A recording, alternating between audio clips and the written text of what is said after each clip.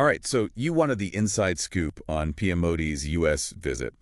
Well, get ready to dive deep because we've got a whole stack of news articles from India and all over the world to really unpack what happened during this whirlwind diplomatic trip. We're here to cut through all the handshakes and the photo ops and really get to the heart of the matter. Oh, that's the substance. The substance, exactly. And let me tell you, there were some juicy bits. Yeah.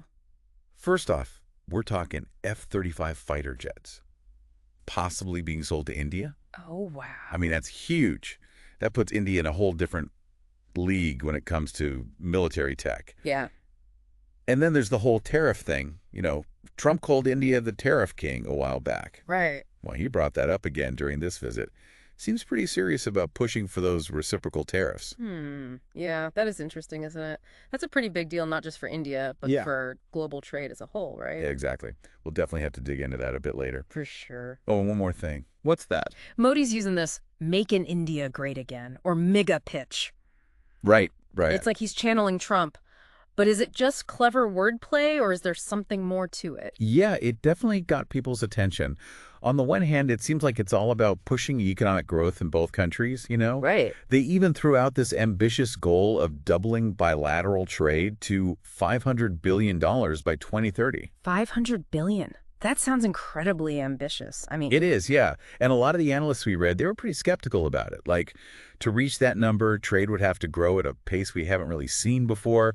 We're talking about massive investments, policy changes on both sides. I mean... Huge undertaking. So where would all this growth come from? What sectors are they banking on? Well, defense is a big one, obviously. Right. That potential F-35 deal alone, that could be worth billions. And there were a bunch of other defense agreements, too, like Javelin missiles, more P-8I Poseidon aircraft for the Indian Navy. Wow. But maybe even more important is the U.S. easing those restrictions on transferring defense technology. Oh, right. That could be a total game changer for India's defense industry. It sounds like the U.S. is really going all in on strengthening India's military.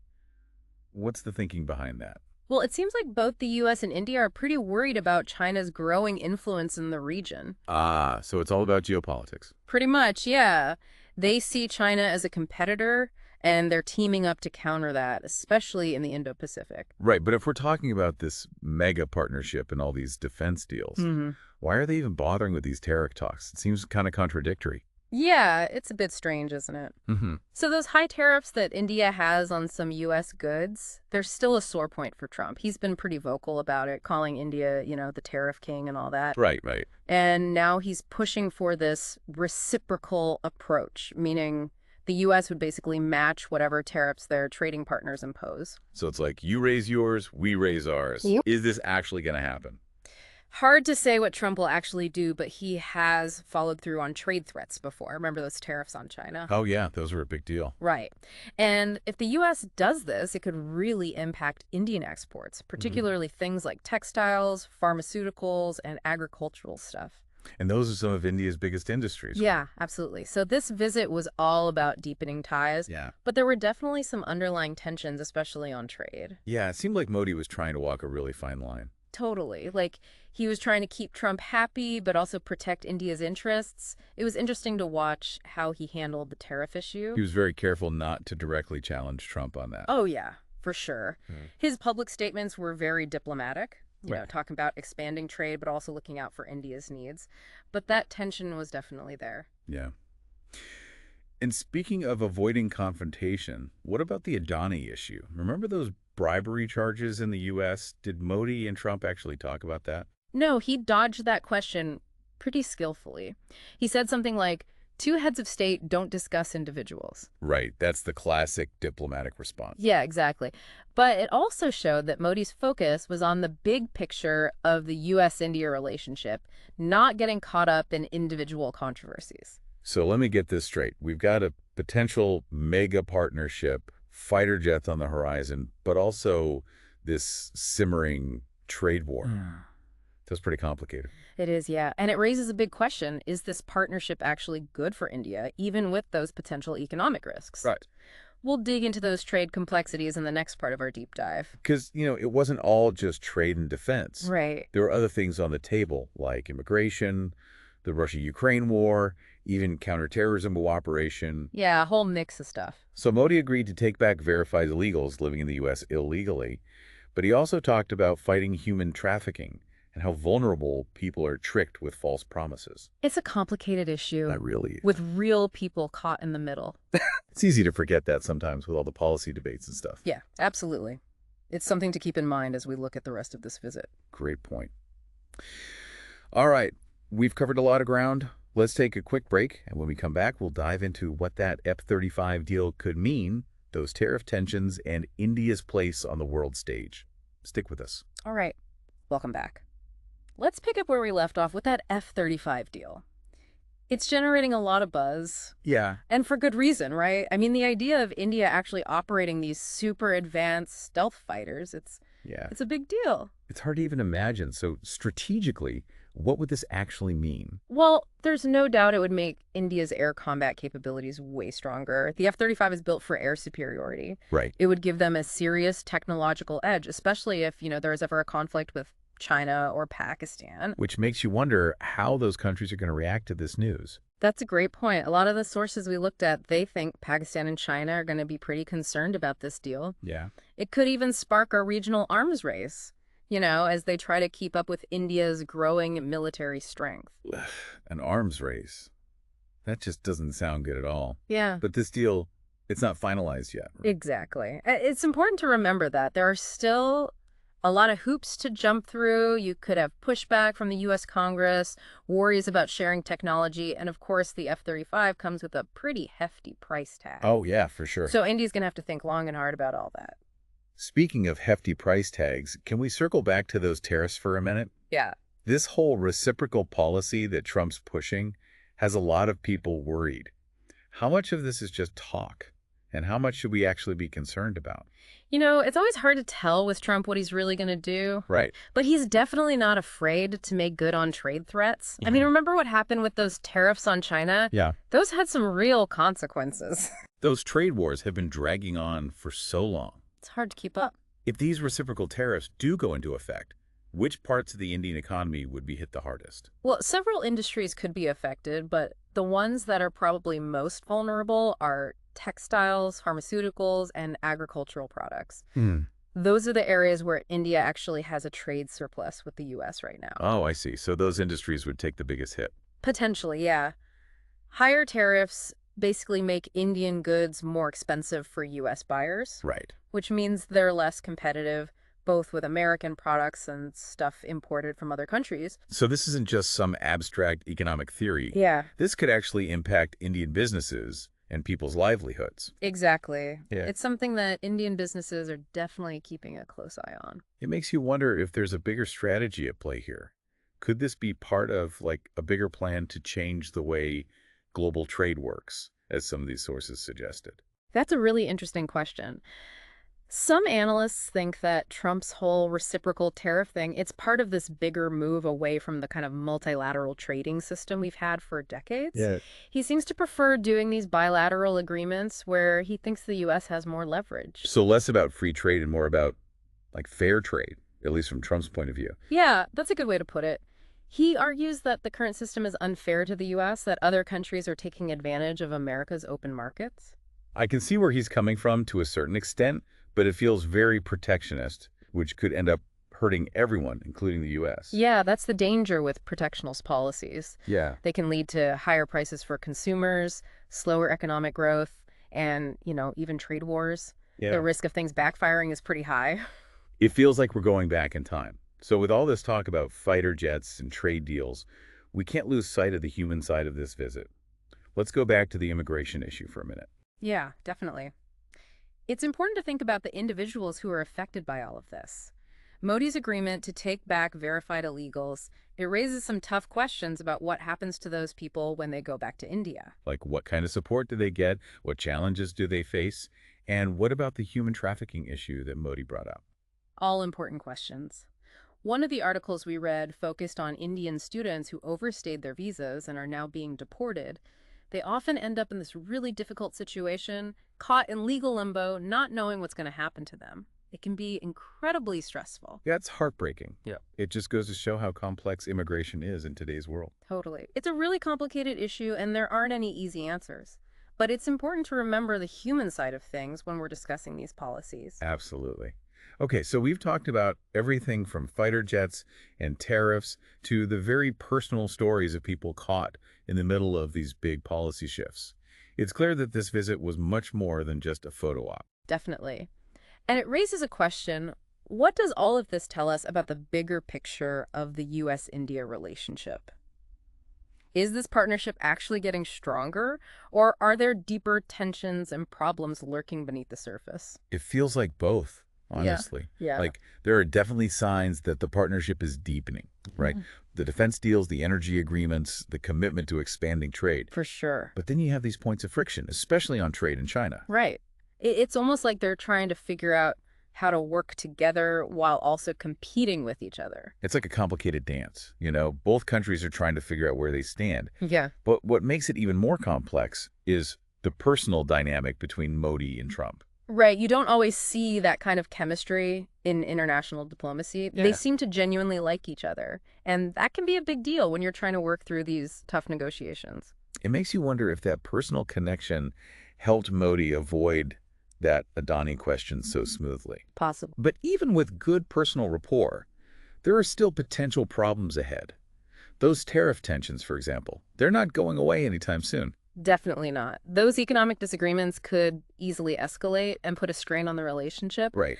And we can't forget about the political pressures back home for both of them. Yeah. Trump's got his America First agenda, and Modi has to keep his own nationalist base happy. Balancing all of that is not going to be easy. It's a lot to juggle. Mm. So it'll be interesting to see if this mega partnership can actually survive all the challenges that are coming its way. It will.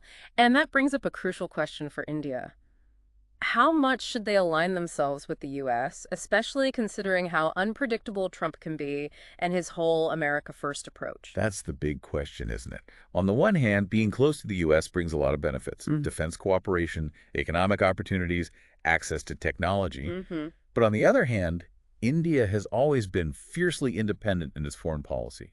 Absolutely. They've been walking that tightrope for decades, trying to maintain that non-aligned stance while also building these strategic partnerships. Right.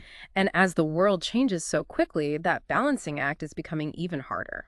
So where does this leave India on the global stage? Are they on their way to becoming a superpower, or are they still figuring things out? There's no question that India is a rising power. Their economy is growing, their military is becoming more modern, and their influence is spreading. Right. But becoming a superpower, it's not a simple, straightforward process. There are serious challenges both within India and outside of it. Like the economic and social inequalities within India itself. Exactly. And of course, the ongoing tension with Pakistan and China. Yep. Those are all issues that India will need to deal with if they really want to cement their position as a world leader. So it's a mixed bag, basically. Tons of potential, but also some serious obstacles to overcome. That's a great way to put it. But that's also what makes following India's journey so interesting. It's a story that's still being written, full of twists and turns and unexpected events. And speaking of unexpected events, there was something else about this visit that we haven't really talked about. All the symbolism and the way things looked, the hugs, the handshakes, the book they gave to Modi with pictures of Howdy Modi and Namaste Trump. Right. It was all very carefully staged to show this warm, friendly relationship. It was. There's no denying how things looked. And while some people might think that's just superficial, I think it's worth considering how personal relationships play a role in international diplomacy. It's that human element again. Totally. Sometimes a handshake or a shared laugh can be just as powerful as a formal agreement. Absolutely. The real question is, how much of that translates into actual action? That's exactly what we're going to explore in the final part of our deep dive. We'll look at the long-term implications of this visit, analyze the potential roadblocks, and dig into what it all means for India's place in the world. Sounds good. Stay tuned. Okay, so we're back for the final part of our deep dive into PM Modi's U.S. visit. We've talked about the mega partnership, we broke down that F-35 deal, we untangled those tariffs, and we even looked at how all of this affects real people. Now it's time to zoom out and think about the big picture. What does this visit mean for the future of the U.S.-India relationship? Well, I think we need to think about this visit in the context of history. Over the last few decades, we've seen the U.S. and India getting closer. It's been driven by common interests and a realization that both countries are becoming more influential globally. Yeah, India's economy is booming, their military is modernizing, they're definitely becoming a bigger player on the world stage. Some people are even saying they're on their way to becoming a superpower. Right. And for the U.S., India is becoming really important as a partner, especially when it comes to balancing China's growing power, particularly in the Indo-Pacific. So there's definitely this geopolitical angle to their partnership. So it's not just about friendship and shared values, it's also about strategy and how power is shifting around the world. Exactly. But what's interesting about this specific relationship is that there seems to be a real personal connection between Modi and Trump. You don't always see that in international diplomacy. Yeah, that's true. They do seem to have a good rapport, and maybe that helps smooth things over during this visit. But even with a good personal connection, there's still some potential problems ahead, right? Like those tariff tensions, those aren't just going to vanish. No, you're right. Those economic disputes could easily get worse and cause some real problems in the relationship. And we can't forget about the political pressures that both of them face back home. Trump has his America First agenda, and Modi has his own nationalist base to keep happy. It's a tough balancing act. So can this mega partnership really survive all these challenges? Is it built to last, or is it more fragile than it looks? That's the million-dollar question, and it leads to an even bigger question for India. How closely should they align themselves with the U.S., especially considering how unpredictable Trump can be with his America First policies? Yeah, that's a tough one. Getting closer to the U.S. definitely has its benefits: defense cooperation, economic opportunities, access to technology. Yeah. But India has always been very proud of its independent foreign policy. It hasn't always sided with one country or another. Right, they've been doing this balancing act for a long time, trying to stay non-aligned while also building strategic partnerships. And it's getting harder and harder as the world changes so fast. So where does all this leave India on the global stage? Are they on track to become a superpower, or are they still trying to figure out their place? Well, there's no doubt that India is a rising power. Their influence is growing, and they have enormous potential. But the path to becoming a superpower, it's rarely straightforward. There are challenges within India, like economic inequality or social divisions. And then there are external pressures, like the tension with Pakistan and China. Yeah, those are some serious hurdles. Sounds like India's future is still pretty uncertain. There are a lot of possibilities, a lot of different paths they could take. I think that's right. The choices India makes in the next few years are going to be really important, not just for India, but for the whole world. It's a fascinating story, and we're still in the middle of it. It's a story with high stakes, some interesting characters, and we don't know how it's going to end. Kind of like a real-life political thriller. I like that. And it reminds us that global affairs aren't just about abstract ideas and politicians making moves. It's about real people, real lives, and the choices they make. It's about the human drama that plays out on the world stage. Absolutely, and that's what makes it so interesting, right? The human stories behind the headlines, the decisions that shape our future. Well, I think we've reached the end of our deep dive. We've explored PM Modi's visit to the U.S. from all angles, and hopefully you have a better understanding of this important moment in global affairs. I hope so. And to everyone listening, please keep exploring these issues. Don't stop thinking about them just because our conversation is ending. Exactly. We'll be putting links to all the sources we used in the episode description so you can read more and come to your own conclusions. Because in the end, that's what the deep dive is all about. Giving you the tools to become a more informed and engaged citizen of the world. That's it. So until next time, stay curious, keep asking those tough questions, and maybe we'll see you back here soon for another deep dive into the fascinating world of global affairs.